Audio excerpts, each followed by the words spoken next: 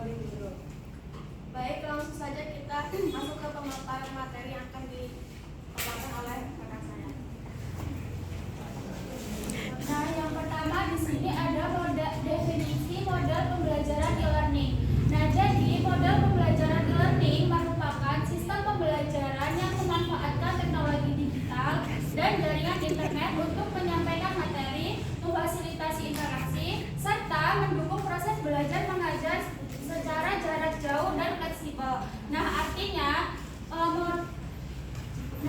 pembelajaran e-learning adalah cara belajar yang dilakukan lewat internet. Nah, siswa ini bisa membuka materi, ikut diskusi, terus mengerjakan tugas secara online. Nah, jadi artinya belajar bisa dilakukan kapan saja dan di mana saja. Nah, selanjutnya ada tujuan model pembelajaran e-learning. Nah, di sini ada 5. Yang pertama itu meningkatkan akses ke pendidikan bagi siswa yang tidak memiliki akses ke institusi pendidikan tradisional. Nah, artinya siswa yang tinggal jauh dari sekolah, punya keterbatasan waktu, atau tidak bisa datang ke sekolah tetap bisa belajar karena materi diberikan secara online. Nah, mereka ini tetap mendapatkan pendidikan meskipun tidak berada di sekolah tradisional. Nah, yang kedua, meningkatkan kualitas pendidikan dengan menggunakan teknologi yang lebih efektif dan efisien. Nah, pembelajaran menjadi lebih baik karena dibantu oleh teknologi, sehingga guru bisa menyampaikan materi dengan cara yang lebih kreatif, terus cepat dan mudah dipahami oleh siswa. Nah, teknologi ini juga membantu menghemat waktu dan membantu proses belajar menjadi lebih teratur serta lebih jelas. Nah, yang ketiga, meningkatkan kemampuan siswa dalam mengakses informasi dan sumber daya yang relevan. Nah, jadi siswa bisa lebih mudah mencari dan mendapatkan berbagai materi belajar yang mereka butuhkan seperti artikel, video, terus buku digital atau tambahan penjelasan di internet. Nah, dengan teknologi ini juga siswa tidak harus bergantung pada satu buku saja, tetapi siswa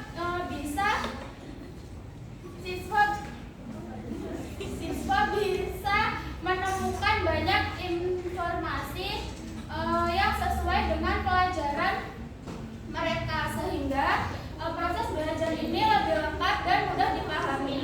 Nah, yang keempat, meningkatkan partisipasi siswa dalam proses belajar mengajar dengan menggunakan teknologi interaktif. Nah, jadi teknologi interaktif ini seperti kuis online, terus video, aplikasi belajar. Nah, ini membuat siswa itu lebih aktif dan tertarik saat belajar. Nah, siswa juga akan lebih sering terlibat, tidak hanya mendengarkan, tetapi juga ikut mencoba dan berpartisipasi langsung ke materi. Nah, yang kelima itu meningkatkan efisiensi proses belajar mengajar dengan mengurangi biaya dan waktu. Nah, jadi dengan bantuan teknologi, kegiatan belajar ini nggak harus selalu datang ke sekolah, tetapi hal ini juga membantu proses belajar menjadi lebih cepat dan tidak memerlukan banyak biaya, misalnya transportasi atau cetak materi. Nah, jadi guru dan siswa juga lebih belajarnya itu lebih praktis dan menghemat waktu.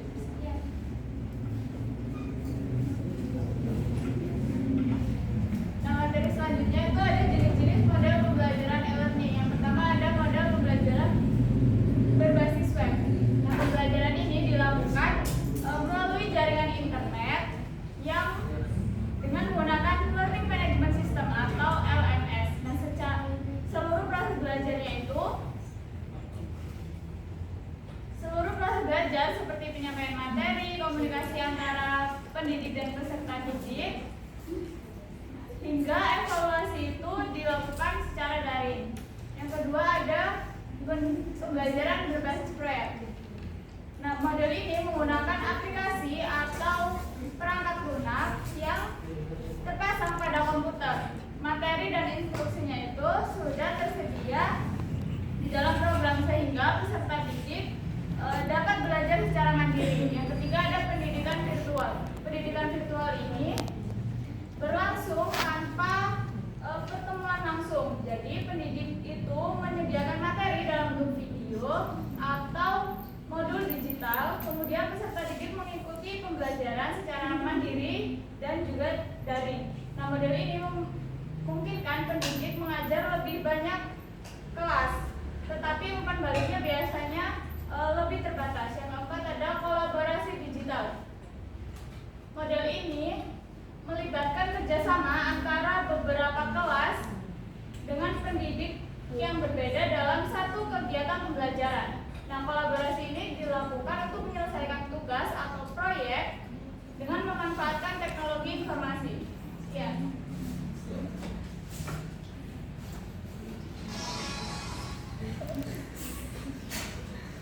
Selanjutnya tipe-tipe model pembelajaran e-learning. Secara umum e-learning dibagi menjadi dua, yaitu berdasarkan waktu dan berdasarkan model atau pendekatan. Berdasarkan waktu, yang pertama synchronous e-learning, yaitu pembelajaran yang dilakukan secara langsung atau real time antara guru dan peserta didik.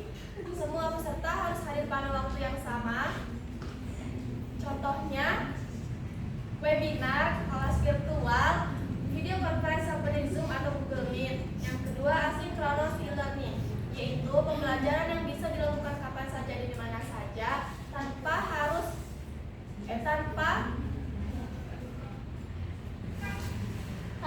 pada waktu yang sama. Contohnya mengakses e-book atau menonton video rekaman. Selanjutnya berdasarkan model atau pendekatan. Yang pertama blended learning, yaitu menggabungkan pembelajaran online dengan tatap muka. Contohnya itu menonton video materi di LMS lalu hadir di kelas untuk diskusi kelompok. Yang kedua adaptive learning, yaitu pembelajaran yang menyesuaikan materi dan jalur belajar sesuai dengan kemampuan setiap peserta didik. Contohnya, siswa yang salah mengerjakan kuis mendapat latihan tambahan dan yang benar langsung lanjut ke materi berikutnya. Yang ketiga pembelajaran hybrid, yaitu menggabungkan pembelajaran tatap muka dengan pembelajaran online. Mirip blended learning tetapi pengaturannya lebih fleksibel. Yang keempat mobile learning, yaitu pembelajaran yang menggunakan perangkat seluler seperti smartphone atau tablet untuk mengakses materi dan tugas. Yang kelima self-learning, yaitu peserta belajar secara mandiri menggunakan materi yang sudah disediakan tanpa bimbingan langsung dengan pengajar. Yang keenam social learning, yaitu peserta belajar melalui interaksi dengan orang lain, misalnya melalui forum diskusi atau kerja kelompok online. Yang ketujuh computer managed learning, yaitu pembelajaran yang menggunakan komputer untuk mengatur dan menilai proses belajar. Sistem akan menyimpan nilai dan memberikan jalur belajar sesuai dengan hasil evaluasi. Yang kedelapan pembelajaran berbasis simulasi dan VR. Peserta belajar dengan berinteraksi dalam lingkungan virtual atau simulasi. Contohnya simulasi untuk pelatihan medis. Yang terakhir pembelajaran mikro atau micro learning, yaitu materi disajikan dalam bagian kecil dan singkat sehingga mudah dipahami. Contohnya video pendek, pesan pop-up dalam aplikasi atau kuis singkat.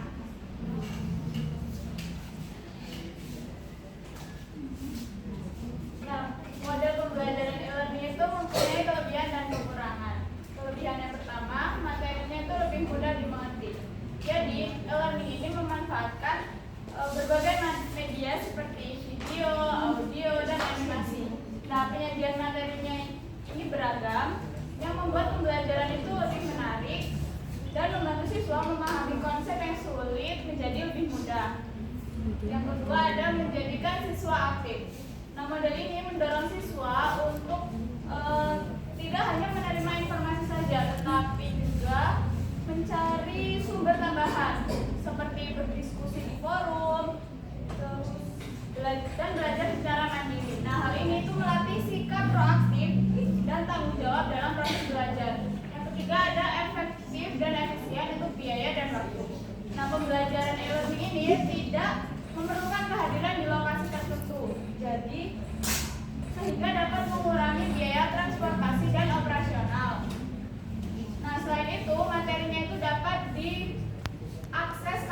saja, sehingga cocok bagi siswa dengan jadwal yang padat. Yang keempat adalah evaluasi dan aturan mudah diterapkan. Nah, melalui platform e-learning, absensi, tugas, kuis, dan juga ujian dapat diatur secara sistematis. Nah, hal ini membuat proses pembelajaran itu lebih terstruktur. Kekurangannya yang pertama yaitu kurangnya interaksi antara pengajar dengan siswa dan siswa dengan siswa lainnya. Jadi minimnya tatap muka itu membuat hubungan antara pengajar dan siswa kurang terbangun. Jadi beberapa siswa itu dapat merasa kurang termotivasi karena berkurangnya hubungan sosial secara langsung. Yang kedua, kecenderungan mengabaikan akses akademik atau aspek sosial. Nah, fokus pada penyampaian materi digital kadang membuat nilai-nilai sosial, etika, dan pembentukan karakter itu berkurang, kurang diperhatikan.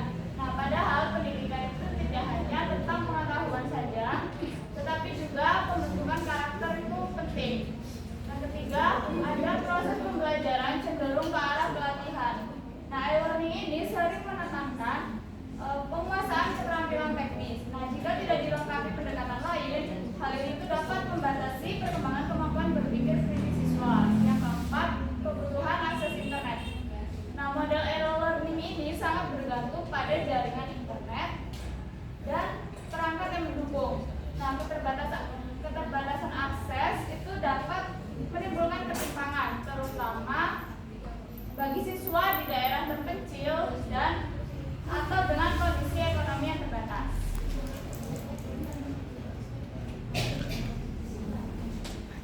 Selanjutnya langkah-langkah model pembelajaran e-learning. Yang pertama, pre-assessment atau penilaian awal. Pada fase ini dilakukan pengumpulan informasi dan analisis mengenai kondisi serta kebutuhan pembelajaran yang telah diterapkan di perusahaan atau institusi. Tujuannya untuk mengetahui kelebihan, kekurangan, peluang, dan hambatan dalam sistem pembelajaran yang ada, sehingga menjadi dasar perencanaan program e-learning yang sesuai dengan kebutuhan. Yang kedua, desain atau perencanaan. Setelah mengumpulkan data dan memahami profil lingkungan pembelajaran, fase ini berfokus pada perancangan menyeluruh program e-learning. Perancangan mencakup pengaturan tata kelola program, penentuan infrastruktur teknologi, pemilihan aplikasi yang akan digunakan, serta desain konten atau aktivitas belajar yang menarik. Semua bagian harus dirancang agar saling terhubung dan mendukung tujuan pembelajaran. Yang ketiga, development atau pengembangan. Dalam fase pengembangan, semua rencana dan desain dari tahap sebelumnya mulai diterapkan. Kegiatan pengembangan meliputi penyusunan kebijakan pelaksanaan, pengadaan atau pembangunan infrastruktur teknologi, pembuatan aplikasi pembelajaran, dan pembuatan konten belajar. Proses ini melibatkan berbagai pihak seperti tim IT, pengembangan konten, dan manajemen. Yang keempat, profiling atau uji coba terbatas. Nah, setelah pengembangan selesai, dilakukan uji coba dalam skala kecil. Biasanya sekitar 10% dari total pengguna. Uji coba dilakukan untuk memastikan aplikasi, sistem, infrastruktur, dan konten pembelajaran berjalan baik dan efektif.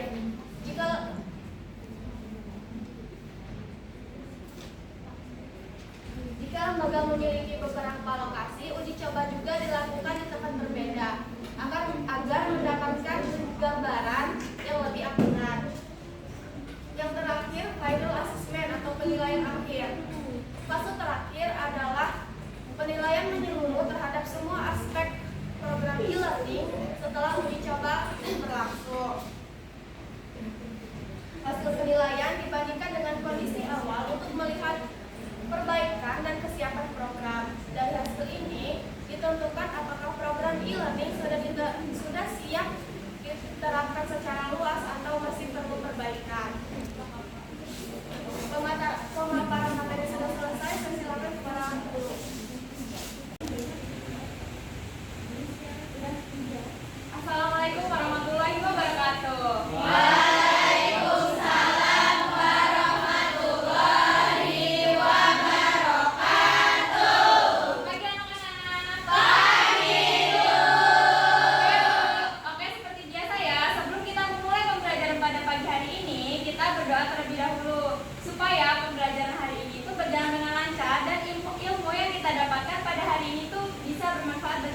semua. Ya silakan ketua kelas ikuti doanya. Baik, untuk memulai pelajaran pada pagi hari ini, mari kita berdoa. Berdoa mulai.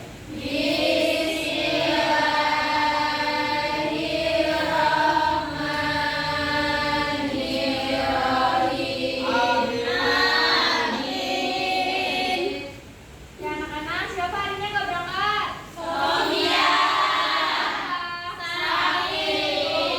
yuk kita doakan bersama-sama semoga Sofia cepat sembuh. Anak-anak, gimana kabarnya hari ini?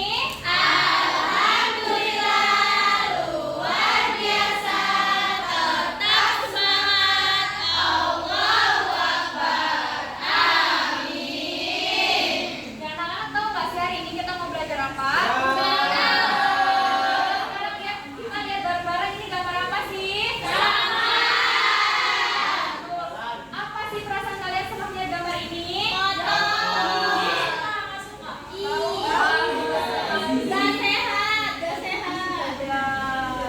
Nah, menurut kalian, sampah ini masih ada nilainya nggak sih? Iya, benar sekali. Nah, Ibu jelaskan sedikit ya anak-anak, bahwasanya kita itu setiap hari pasti menghasilkan sampah. Dan jika kita tidak bisa mengelola sampah itu dengan baik, maka inilah yang terjadi. Maka dari itu, tema pembelajaran hari ini sampah. Tema pembelajaran hari ini adalah daur ulang sampah menjadi karya seni.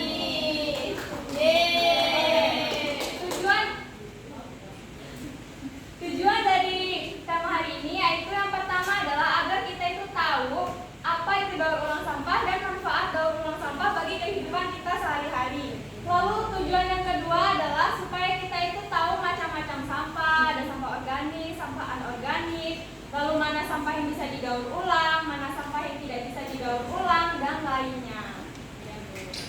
Nah, kita langsung masuk saja ke materi ya. Oke.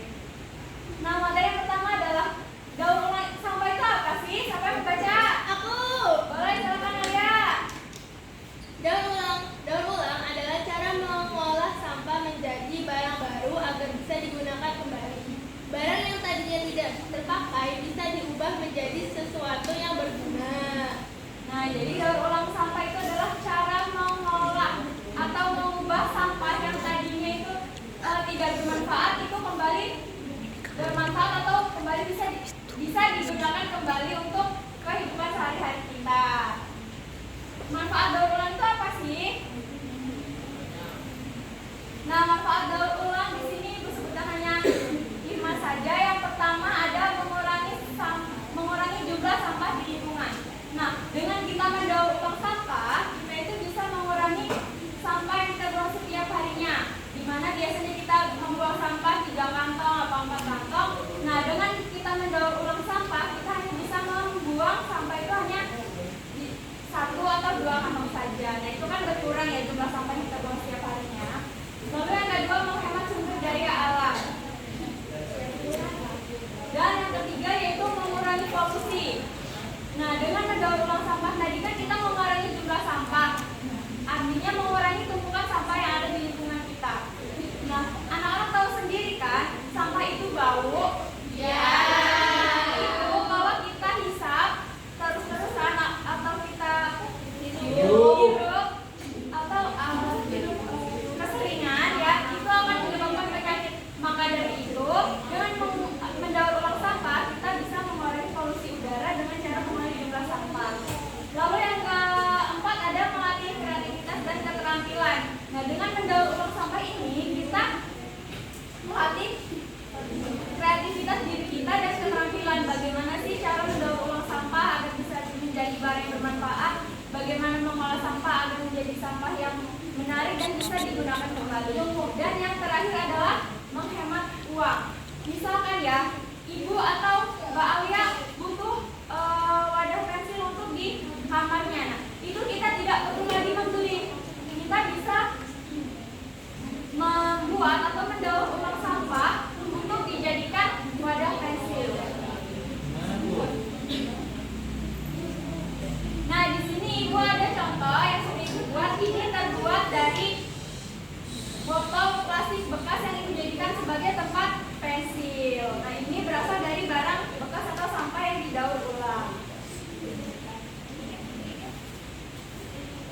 selanjutnya adalah mengenal macam-macam sampah. Anak-anak, macam-macam sampah itu ada banyak, tapi di sini Ibu menjelaskan hanya dua. Yang pertama ada sampah organik.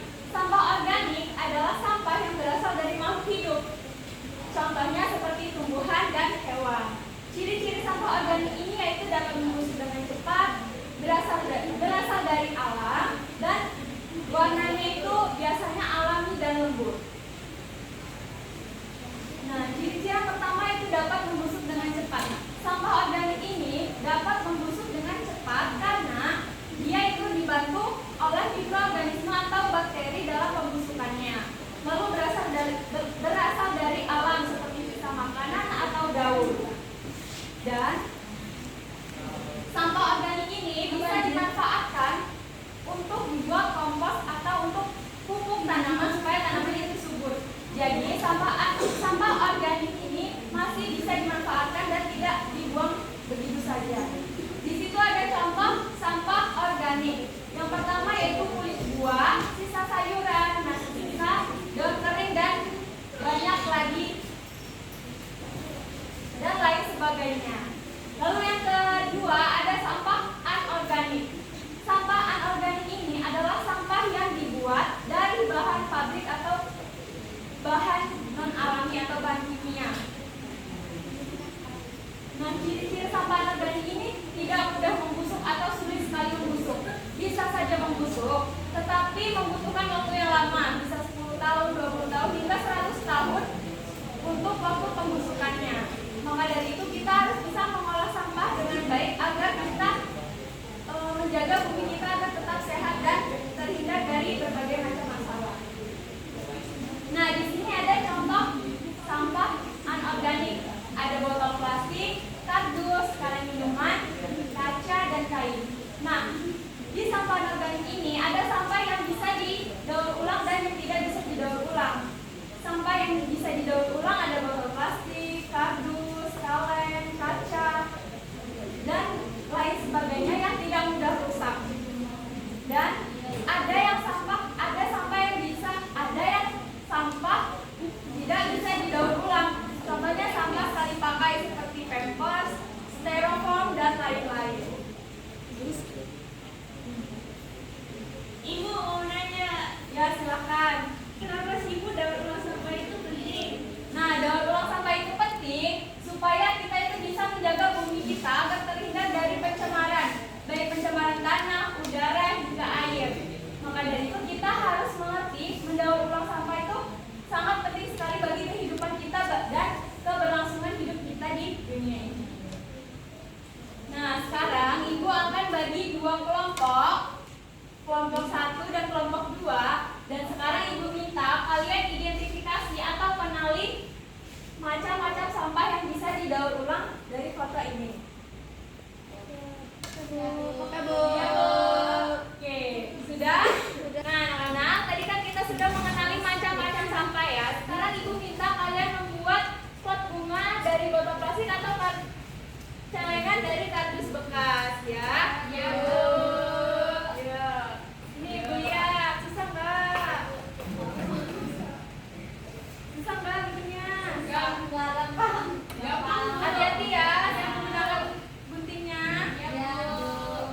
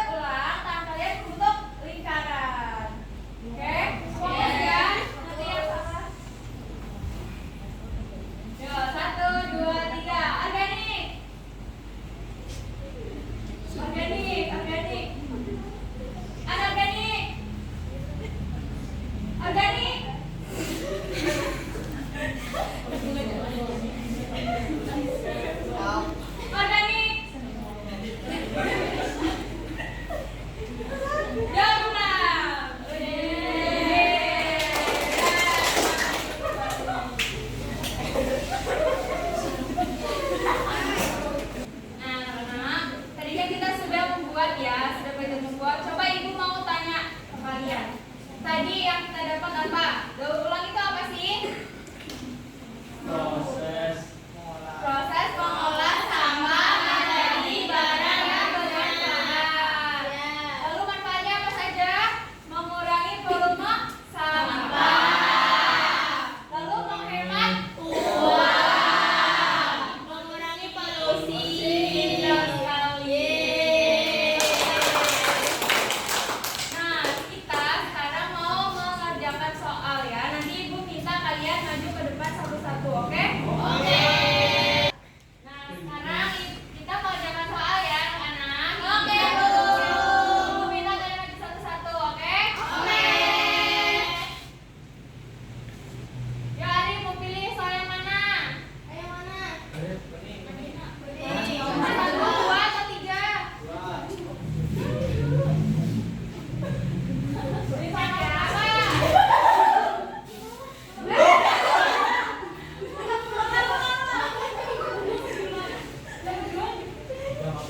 Nah, coba bacain dulu soalnya. Ini adalah contoh sampah yang bisa didaur ulang. Kaleng minuman. Ya, coba lagi. Ayo,